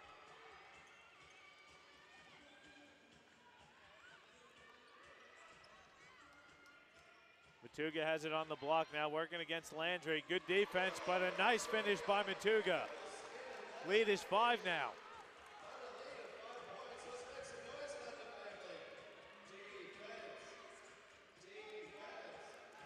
Farley with a nice catch. Over to Landry. Now Walker on the block, one-on-one with Ambrose. Layup is good.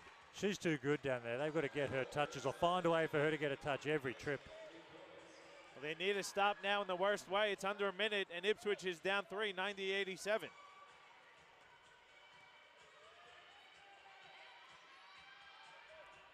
Gaze Gets the screen from Ambrose. Markel Walker switches out. Good defense. Gaze misses. It's tipped out of bounds off of Logan, so Ipswich has the ball with 39.8 seconds to go in the game. George going to check back in for Mate.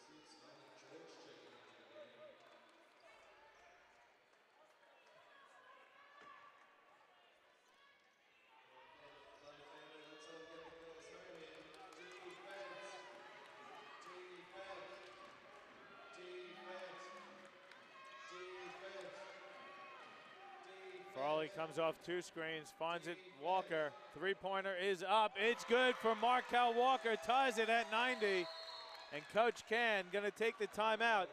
Logan has the clock and can hold for the final shot of the game. The fourth time, let's see if the fourth time's lucky for one of these teams to hold off for the final shot. Well, if the first 3 quarters anything to go by, Logan's going to take a shot with about 8 seconds left, and Ipswich are going to come down and get the final look. Hopefully that doesn't happen, or it should not happen out of a timeout. But how about Walker? I mean, I think you said her first 3 of the afternoon was her first 3 of the season. What a time to hit her second one. She came into tonight 0 of 1 from three-point land on the season. Well, She's the biggest hit 2. criticism of that is, why have you only taken 1 shot all season? You've obviously got range. She's been super impressive today. What a time to step up and knock down a second 3. Yeah, she's got 32 on the afternoon, and none bigger than that 3-pointer to knot it at 90 with 24 seconds to go. If you're Coach Can here, Dan, you got to think Gaze has taken the shot. Well, I think she's got to at least make the decision. So get the ball in her hand, and she'll either take the shot, and if she's guarded well, trust her to find the open player. Well, let's see what Coach Can can come up with in this timeout. He wanted to test his team for the finals. They've gotten a great test so far this afternoon. 90 all between Ipswich and Logan. Well, it's the perfect opportunity. You've got a tied game. You get the last shot if you run the clock properly. This is exactly the kind of test that Logan need heading into the playoffs. I mean, Kate Gaze, I think, will play a role here definitely in this possession, but Matuga has been a handful for Shanita Landry down there lately as well. So don't be surprised if she steps up and takes a shot here. Like I said, the shot clock is off. There's 23.6 seconds to go in the game. Logan will inbound from the sideline opposite us. Let's see what they've got for the final shot of the regular game. Good defense from Ipswich. They got plenty of fouls to give too. Backdoor to Gaze. Williams nearly steals it. They do come up with the steal. They've got to push. 4 seconds to go. Kicked ahead to Mate. Oh, she no. goes out of bounds. She has played unbelievably well. The reality is, with 1.7 seconds left, what was she going to do, really? That's a tough time set there to make a decision, but it's one of those ones, I think, Dan, where you know you have to get it off and get it off quickly. She took her eyes off of it, thinking she had to get the shot off. I think she was more upset. I think the Ipswich bench is more upset with Farley. I mean, Williams has been amazing. Gets another steal. They're obviously trying to get it to Gaze late in the shot clock.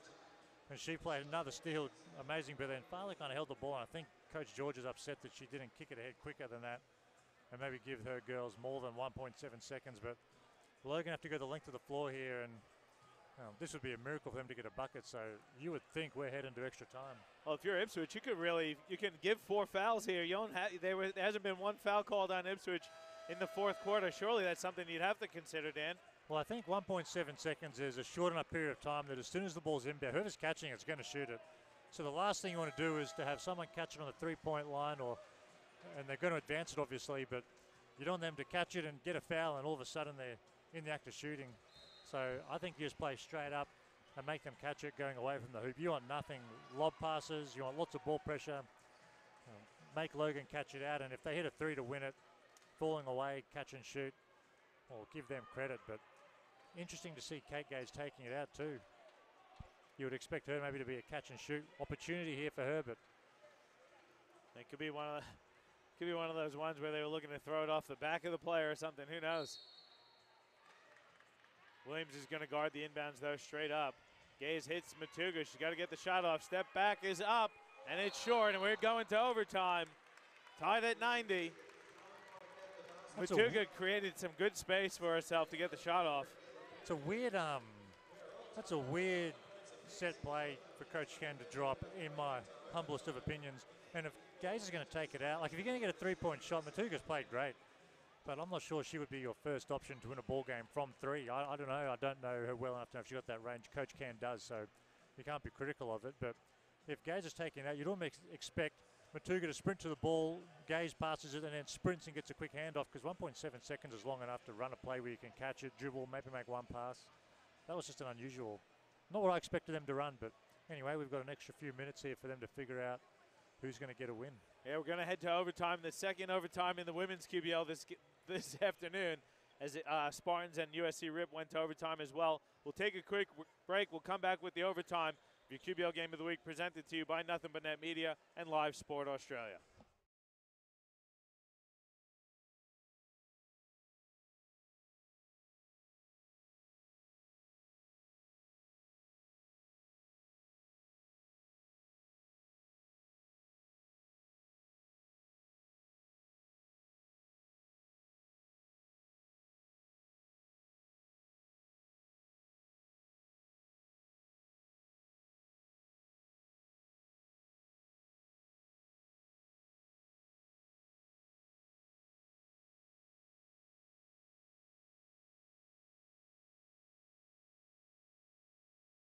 Lead.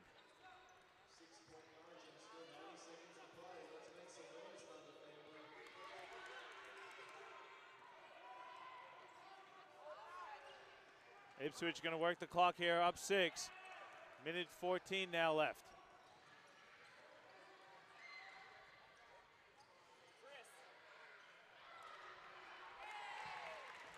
That should be enough to do it.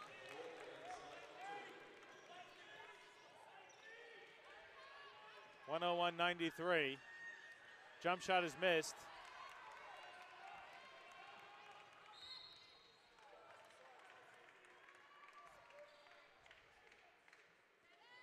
Having some technical difficulties here, folks, so please sit tight. Missed a bit of action. It's 101.93. Well, I don't know what we missed, but just on that last Ipswich possession, I think Landry got an O-board, missed. Walker got the O-board, missed, and went back and forth a couple of times, but they ended up getting the bucket, and you would think an 8-point lead with 2 foul shots to come. 50 seconds left. That should just about do it for Ipswich. If they manage the clock properly, they don't need to score again. The game's over. So the lead is 8, 101.93. Apologies for the technical difficulties there. Not sure what happened. We lost our camera signal for a second. It's back now, though. We've got under a minute to go. It'd be very interesting to see what they can do here. It's almost over, Dan. One more possession will pretty much wrap things up, won't it? Well, you're going to expect Logan just to start fouling, so clock management doesn't really come into it for Ipswich, because they're not going to have the ball that long. Logan's going to have to foul every time Ipswich have the ball. So this last 51 seconds could take 5 minutes, depending how many foul shots. But if Logan can't get a bucket, I mean, you'd almost expect Coach Ken just to wave it off and let the clock run out, because they need a score here badly. And you heard the siren go off, but play continued.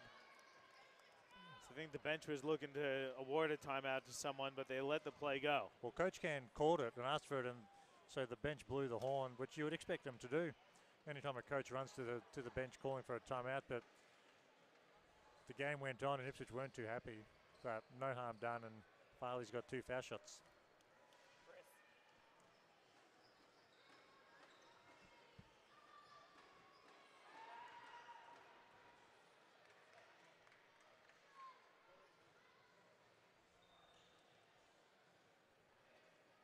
Couple big ones here for Farley. These could pretty much ice it. 9 points the lead. Logan needs a quick one here. Donnelly gets the quick one.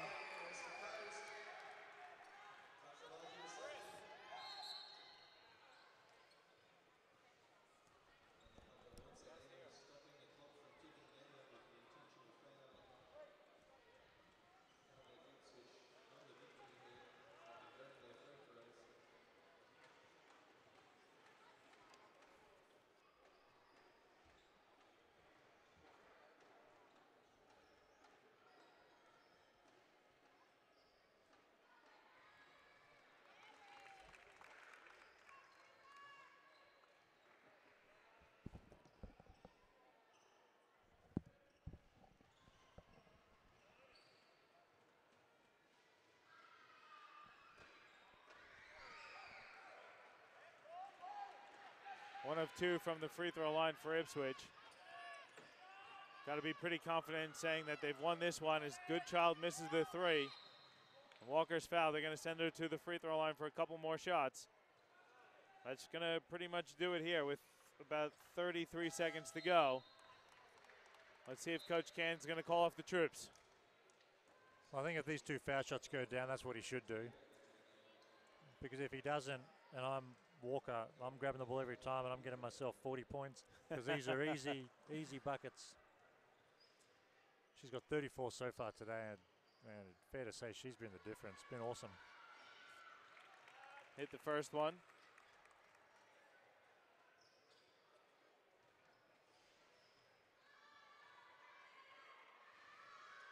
And hit the second. So 10 points to lead now.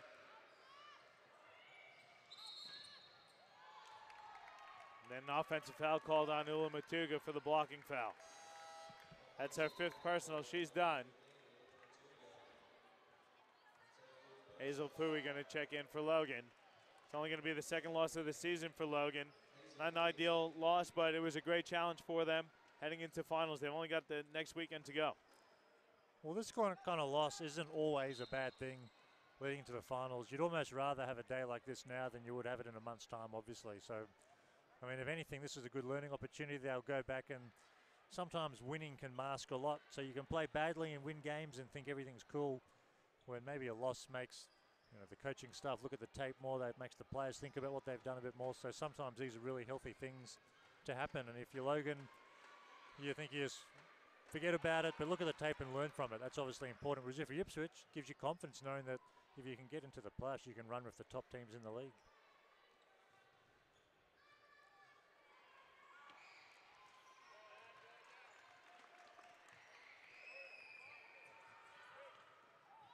Huge win, though, for Ipswich, helping them to hopefully get secure their spot in the finals. See if we could take a look at the schedule up ahead for Ipswich.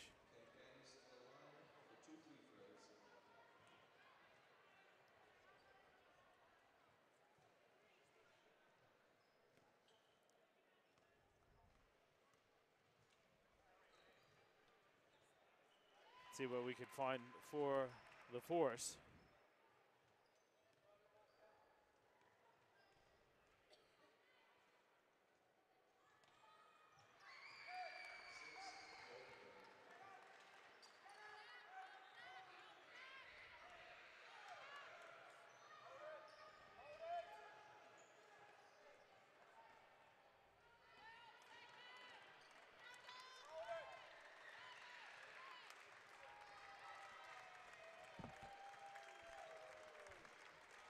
I have to apologize. We're still having issues with our camera here as the clock runs out.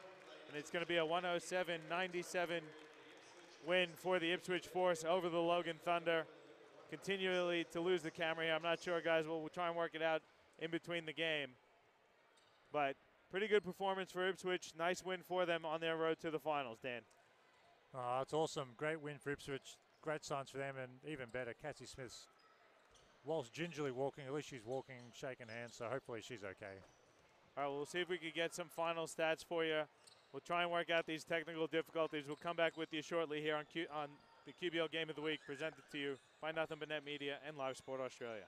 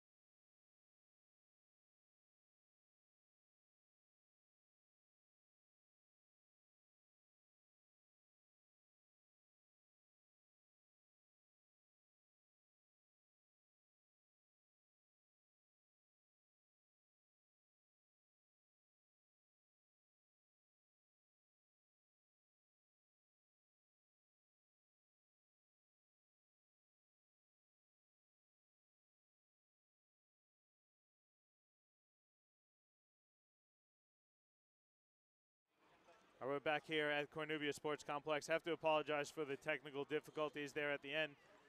We're trying to work through those for the men's, but nonetheless, it's a 107-97 win for Ipswich over Logan. Dan, just some quick thoughts before we wrap it up and get ready for the men's matchup.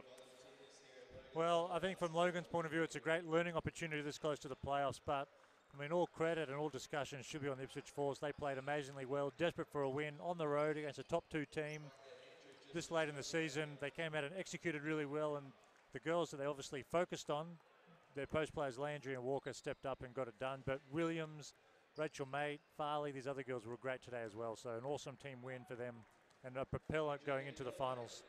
Yeah, so big win for Ipswich over Logan, guys. We're going to wrap things up here. Again, apologies for the technical difficulties. Try and get them sorted as we bring you the men's matchup between the Ipswich Force and the Logan Thunder. Thanks, everyone, for tuning in to another presentation of QBL Basketball presented to you by Nothing But Net Media and Live Sport Australia.